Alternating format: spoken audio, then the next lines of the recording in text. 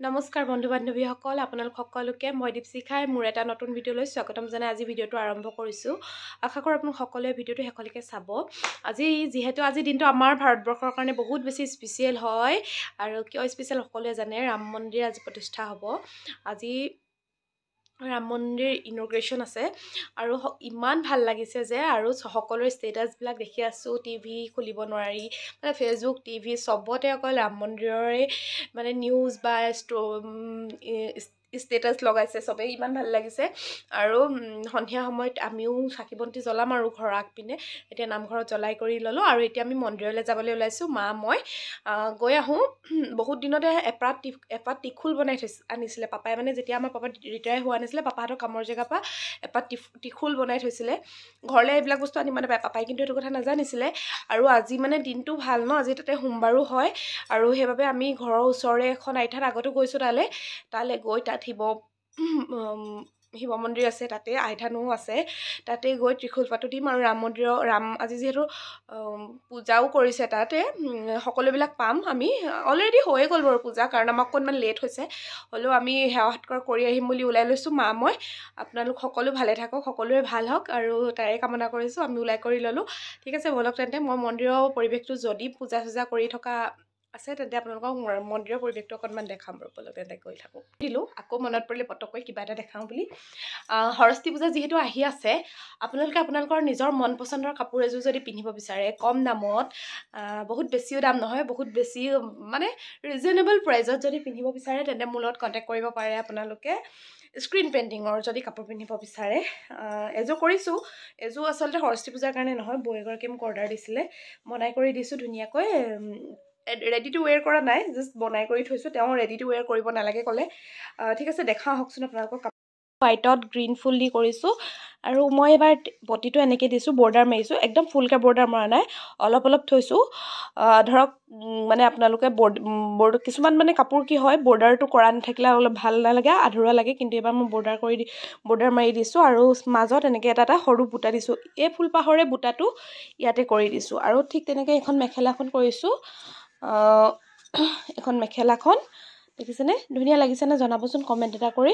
আৰু যদি আপোনালোকে এনেকুৱা এযোৰ স্ক্ৰীণ পেইণ্টিঙৰ কাপোৰ এযোৰ পিন্ধিব বিচাৰে, যদি ল'ব বিচাৰে সৰস্বতী পূজাত পিন্ধো বুলি ভাবে, আচলতে লাইট ৱেইট হয়, পিন্ধিবলৈ সুবিধা হয় এইবিলাক কাপোৰ, কম দামত ধুনীয়া কাপোৰ এযোৰ আপোনালোকে পিন্ধিব বিচাৰিলে মোক ইনষ্টাগ্ৰামত। আৰু ফাইনেলি আমি মা আৰু মই আহি পাই গ'লোহি মন্দিৰ। ধুনীয়াকৈ ইয়াত ত্ৰিশূল পাতি এপাত ধুনীয়াকৈ আছে, ধুনীয়াকৈ থৈছোঁ আৰু যেনেকৈ পাৰোঁ তেনেকৈ দিছোঁ। তেওঁক আগ কৰি বাবাই কেনেকৈ গ্ৰহণ কৰে সেইটো আমি নাজানো। তাৰপৰা আমি মা মই ধুনীয়াকৈ চাকি ধূপ জ্বলালোঁ। আপোনালোকক দেখাম বুলি কোৱাৰ বাবে অকণমান ভিডিঅ' কৰিলোঁ। এয়া বাবা, আপোনালোক সকলোৰে মংগল হওক তাৰে কামনা কৰিছোঁ। বিহু খাব আহিলোঁ এইফালে বমা কালি ভাওনা কৰি আহি আজি টোপনি খেতি চকু সোমাই আছে। এইফালে আমাৰ গলো চাই দিয়ে এইফালে আৰু এতিয়া খেলি আছে। এইফালে বমাই মাংসৰে প্ৰত্যেকবাৰে বনাই। বিহু খাব আহি গ'লোঁ। এইফালে আমাৰ মা, বৰ্তা হাই কৰি দিয়ক। আৰু এতিয়া মই বনাব লৈছোঁ মূলা আচাৰ বাবে মই এই ডাঙৰ চামুচখনেৰে 2 চামুচ মছলা লৈছোঁ, আচাৰ মছলা। আপোনালোকৰ মূলাখিনিৰ অনুযায়ী মছলাটো ল'ব লাগিব আৰু হালধি অকণমান আৰু নিমখ অলপমান দিছোঁ, যিহেতু মই মূলাখিনিত ধুনীয়াকৈ হালধি আৰু নিমখ মিক্স কৰি থোৱাই আছিলে সেইবাবে। আৰু এইখিনি ধুনীয়াকৈ মিক্স কৰি লৈছোঁ আৰু ইয়াতে দি দিম এতিয়া অলপমান তেল। এয়া দি দিয়া হ'ল গৰম তেল। ধুনীয়াকৈ গৰম তেলখিনি দি দিয়াৰ পিছত মিক্স কৰিব লাগিব আকৌ এবাৰ। আপোনালোকে আচাৰখিনি বনাবলৈ হ'লে মূলাখিনি ধুনীয়াকৈ কাটি লৈ শুকুৱাব লাগিব ৰ'দত। মই 4টামান ৰ'দত শুকুৱাই লৈছিলোঁ। তাৰপৰা এয়া দেখিছেনে, আকৌ দি দিলোঁ অলপমান গৰম তেল। গৰম তেলখিনি ঠাণ্ডা কৰিও দিব পাৰে, গৰমেও দিব পাৰে, আপোনালোকৰ নিজৰ মনৰ পচন্দৰ কথা। আৰু গৰমে দি দিলে আচলতে মূলাখিনি অকণমান সিজি যোৱা টাইপত হৈ যায়। আৰু যিহেতু ৰ'দত দি থৈ আছে, ধুনীয়া হৈ আছে মূলাখিনি মোৰ ভাগৰ। আপোনালোকৰ মূলাখিনি কেনেকুৱা হয় আপোনালোকে নিজেই প্ৰস্তুত কৰিব লাগিব। মূলাখিনি শুকুওৱা মেলাটো আপোনালোকৰ নিজেই। মই এইখিনি ৰুকি লৈছোঁ ৰুকনাত আৰু এইখিনি ধুনীয়াকৈ কাটি লৈছোঁ। এই দেখিছে নিশ্চয় ধৰিব পাৰিছে। আৰু ৰুকি লোৱাখিনি কেঁচাকৈ থৈছোঁ আৰু যিখিনি কাটি লৈছিলোঁ সেইখিনি অলপমান গৰম পানীত থৈ দিছিলোঁ। আৰু এই গোটেই মছলাখিনি দিয়াৰ পিছত মই ধুনীয়াকৈ মছলাখিনি মিক্স হ'বৰ বাবে চামুচ পাতৰ সহায়ত লৰাই আছোঁ। আৰু মোৰ বাতিটো অকণমান স্লাইড সৰু হ'ল, আপোনালোকে অকণমান ডাঙৰ বাতি এটা লৈ ল'ব। মানে আচাৰখিনি বনাবলৈ হ'লে সদায় এটা ডাঙৰ বৰ্তন ল'ব লাগে আৰু এয়া অকণমান কালাৰৰ বাবে মই ৰেড চিলি দিছোঁ আৰু জলকীয়াৰ বাবেও মানে ৰঙা গুড়িটোৱে দি দিছোঁ, জ্বলাও হ'ব আৰু কালাৰো আহিব ধুনীয়াকৈ। অকণমান ভিনেগাৰ দি দিছোঁ, যিহেতু মূলা আচাৰখিনি সোনকালে বেয়া হৈ থাকিব পাৰে বুলি মই প্ৰথমবাৰ বনাইছোঁ আৰু ভয়ো লাগিছিলে, সেইবাবে অকণমান ভিনেগাৰ এড কৰাটো একদম কম্পালচাৰী মোৰ বাবে। দেখিছে ধুনীয়াকৈ হৈ গ'ল মোৰ মূলা আচাৰ ৰেডি। আৰু আপোনালোকৰ বনাইছেনে?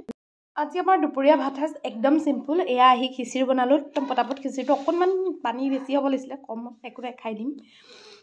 আৰু এয়া জলফাই আচাৰ, এয়া প্ৰসাদৰ চাটনি আৰু এয়া বিলাহী অকণমান ভাজি ল'লোঁ, টক নহয় একদম ভাজি ল'লোঁ পটাপট। এয়া আমাৰ আজি দুপৰীয়া সাজ। যিহেতু আজি নিৰামিষ খাব লাগে সেইকাৰণে একদম নিৰামিষ প্লেট এখন ৰেডি কৰিলোঁ। আৰু আজি সন্ধিয়াৰ চাহকাপ তেল পিঠা আৰু লাডুৰ লগত জুতি লওঁ আহক তেন্তে। নে কি কয়, সন্ধিয়া লাগিলেই। লৈছোঁ ৰাতি ভাত খাবলৈ, বৰমাহঁতৰ ঘৰত ভাত খোৱাকৈ নিমন্ত্ৰণ দিলে। দিনতে খাব কৈছিলে কিন্তু দিনত আমাৰ মানে অকণমান দিগদাৰ এটা হ'ল, সেইকাৰণে খোৱা নহ'লে। এতিয়া একদম ঠাণ্ডা বতৰত লোকৰ ঘৰত ভাত খোৱাৰ মজাই বেলেগ। যাওঁ বৰমাহঁতৰ ঘৰলৈ ওলাই কৰি লৈছোঁ, ওলাই কৰি মানে কি আৰু গাড়ীতে যাম, গাড়ীতে আহিম। ৰাতিটো আমাক কোনো তেনেকৈ ঘৰত যেনেকৈ আছোঁ তেনেকৈ ওলাইছোঁ, অলপমান লিপষ্টিক লগাই লৈছোঁ। ঠিক আছে তেন্তে গৈ থাকোঁ ব'লক। বৰমাহঁতৰ ঘৰত গৈ পাই যদি পাৰোঁ অকণমান ভিডিঅ' কৰিম। আজিকালি আচলতে সঁচা কথা ক'ব গ'লে ভিডিঅ' চিডিঅ'বিলাক কৰিবলৈ মোবাইলটো ল'বলৈ পাহৰি থকাই হয় আৰু। গৈ থাকোঁ ব'লক। আৰু ডিঙিটো একদম পূৰা টনচিল হৈ গৈছে, সেইকাৰণে মাফলাৰ চাফলাৰ মাৰি লৈছোঁ। ঠিক আছে। আৰু আপোনালোকে আজি চাকি ঘৰৰ মুখৰ আগত চাকি কোনে কোনে জ্বলালে ক'বচোন। মই পিছত লগালোঁ দেই, মই দেখাই দিছোঁ। আপোনালোকে লগালে নিশ্চয়। গছ আৰু সৈ তাতে গছ জ্বলাইছোঁ ধুনীয়াকৈ। চুৰেমৰ প্ৰসাদ, লাল চাহ খাই লওঁ আমি।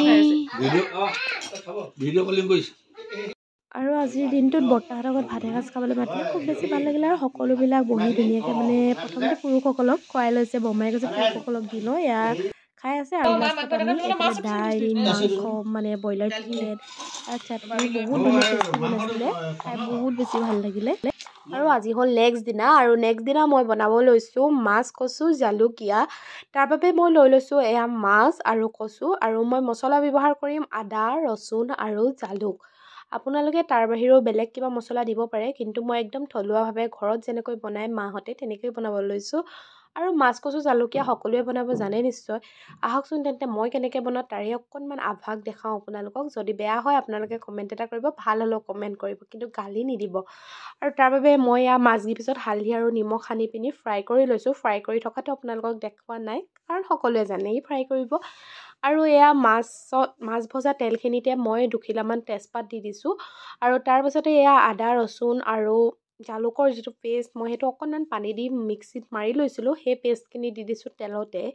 আপোনালোকে তাৰ আগতে পাঁচফোৰণ দিব পাৰে, মই আজি পাঁচফোৰণ ব্যৱহাৰ কৰা নাই। তাৰপাছতে এয়া কচুখিনি ধুনীয়াকৈ বইল কৰি পানীখিনি পেলাই দিছিলোঁ। তাৰপাছতে কচুখিনি মই ধুনীয়াকৈ অকণমান কেৰাহীত দি তেল মছলাখিনিৰ লগত মিক্স কৰি দিছোঁ।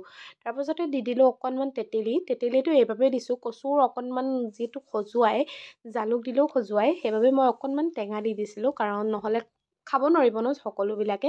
আপোনালোকে টেঙাটো এভইড কৰিলে জালুক সৰহকৈ দিব পাৰে, মই জালুক অলপ কমকৈ দিছিলোঁ বাবে টেঙাটো অকণমান দি দিলোঁ। তাৰপৰা এয়া মোৰ দাইলখিনি এটলিষ্ট হৈ গ'ল, গোটেই আঞ্জাখিনি, কচুখিনি ধুনীয়াকৈ সিজিলে। তাৰপিছতে দি দিলোঁ মাছ, আৰু মাছখিনি ধুনীয়াকৈ সিজাৰ পিছত মই এয়া কাঢ়ি থৈছোঁ মাছখিনি, আৰু ভাবিলোঁ আপোনালোককো দেখাওঁ। দেখিছেনে মোৰ কচুৰ আঞ্জাখন ৰেডি হৈ গ'ল। মাছখিনি অলৰেডি ফ্ৰাই কৰি দিয়ে আছিলে, সেইবাবে বেছি সিজাবলগীয়া নহ'লে, আৰু ধুনীয়া লাগিছিলে খাই, ভাল হৈছিলে খাবলৈ। আপোনালোকে বনাব এনেকৈ সহজভাৱে, বেছি দেৰি নালাগে, 15 মিনিটমানতে আঞ্জাবিধ ৰেডি হৈ যায়। আৰু কেনেকুৱা লাগিল